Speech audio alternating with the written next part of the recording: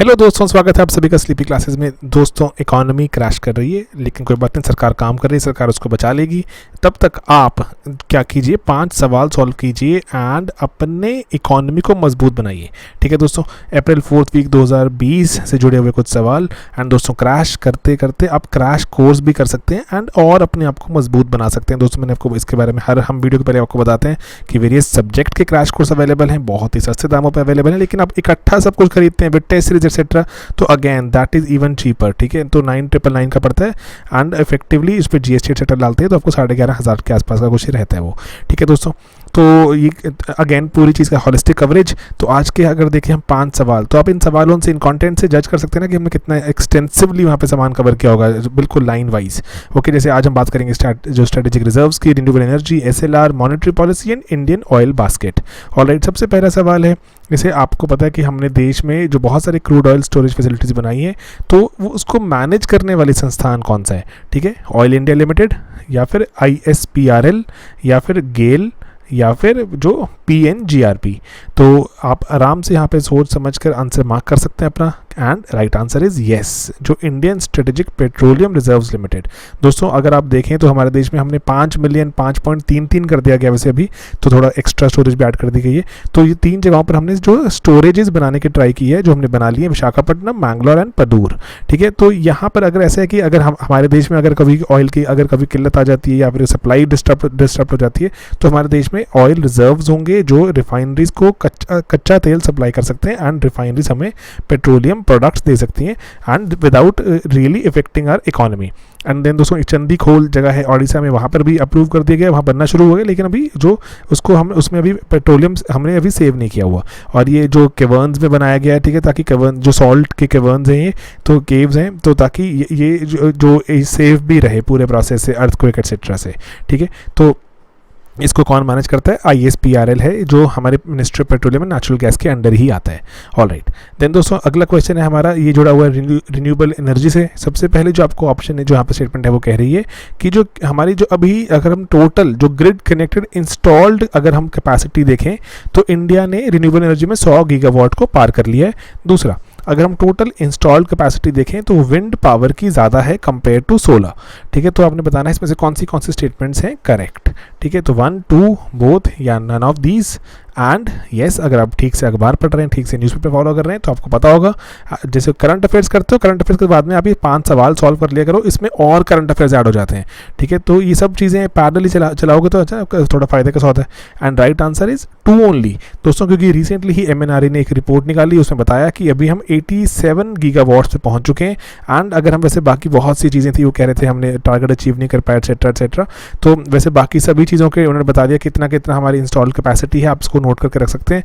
वो बोलते हैं लेकिन अभी भी विंड ज़्यादा है हमारे देश में कंपेयर टू सोलर। आपको ये जो एनवायरनमेंट वाले मैम ने भी बहुत बार अपने लेक्चर्स में इसको बताया है।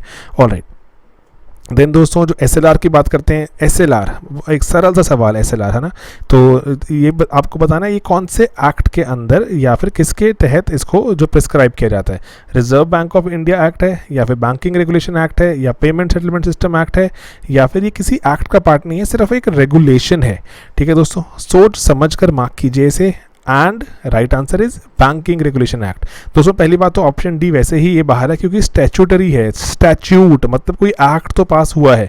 ये ऐसी ऑप्शंस ना बहुत ल्यूक्रेटिव होती हैं, तो ये जानबूझ के बनाई जाती हैं, तो ताकि बच्चे अट्रैक्ट होते हैं इससे कि हाँ पक्का ऐसे ही होगा कुछ, तभी बनाइए। तो नहीं, ऐसे जनरली अगर आपको दिख रहा है ना, ये कॉमन सेंस बता रही है हमें, स्टैच्यूटरी है तो एक्ट तो है, दैट मीन्स 3 नहीं, जो डी ऑप्शन नहीं है, बाकी देखते हैं। ठीक है, तो इसलिए अगर चलो नॉलेज में ऐड कर लेते हैं इसको कि बैंकिंग रेगुलेशन एक्ट का ही ये पार्ट है। एंड उसके बाद जो NDTL पे निर्धारित एक्सेट्रा है ना, इसमें कोई ऐसे चमत्कारी कोई बात नहीं है, तो इसमें आप डिटेल भी बहुत जानते हैं, तो इसको मैं थोड़ा क्विकली स्किप कर रहा हूँ। ओके, देन दोस्तों, आपने बताना है कि कौन सा पार्ट नहीं है मॉनेटरी पॉलिसी का। Okay, repo rate, reverse repo rate, personal income tax rate या कॉर्पोरेट इनकम टैक्स रेट।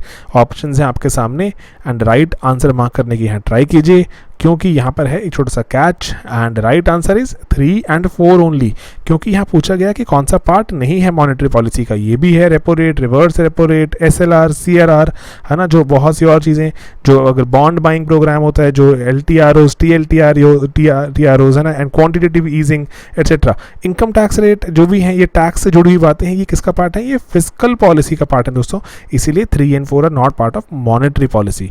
इस पर भी हमने बनाया हुआ वीडियो यूट्यूब पर भी अवेलेबल है, बाकी हमारे कोर्सेज में तो चलो है ही अवेलेबल। तो इसको आप जाके इसको और ब्रशअप कर सकते हैं कि सरकारी बजट होता है, budget is part of your physical policy, जहाँ सरकार अपने टैक्सेज एक्सेट्रा के बारे में बताती है कि कहाँ से पैसे कमाएगी एंड कहाँ पैसे खर्चेगी सरकार। ठीक है दोस्तों, चलिए आज का आखिरी सवाल करते हैं। ये अगेन अगर आपने सुबह का जो हमने टर्म ऑयल बनाया था जो ऑयल पर, तो उसको देखा तो आपको ये काफ़ी क्लैरिटी हो जाएगी। जो इंडियन बास्केट है जो क्रूड ऑयल की, वो किससे कंप्राइज है? पहला जो सार ग्रेड है, then sweet grade, and then जो स्वीट ग्रेड की कॉम्पोजिशन इतनी % है, तो आपने बताना है कौन सी ऑप्शन यहाँ पे करेक्ट है। ठीक है दोस्तों, 1 2 1 3 2 3 या all of the above are correct.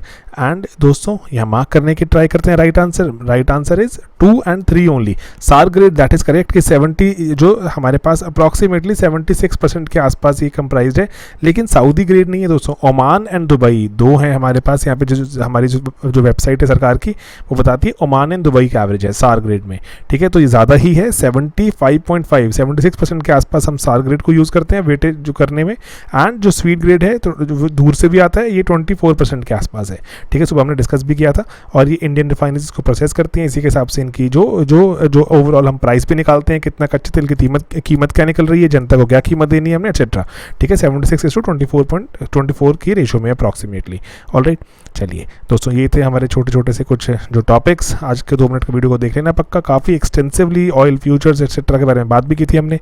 And बाकी क्रैश में हमने बहुत से कंटेंट, अपार कंटेंट आपको बार बार बताता हूँ मैं, लेकिन अगेन हमेशा ही मैं बोलता हूँ कि अगर पूरा कोर्स ज्वाइन करते हैं, पूरा कोर्स जैसी कोई चीज़ नहीं होती। एक एक चीज़ जो आपको लगता है आपकी वीक है किसी टॉपिक में एक्सेट्रा, आप जाके करिए अटेम्प्ट, एंड उसके बाद उसका टेस्ट अटेम्प्ट कीजिए, उसका मिनी टेस्ट अटेम्प्ट कीजिए, and that is how we proceed towards a rank.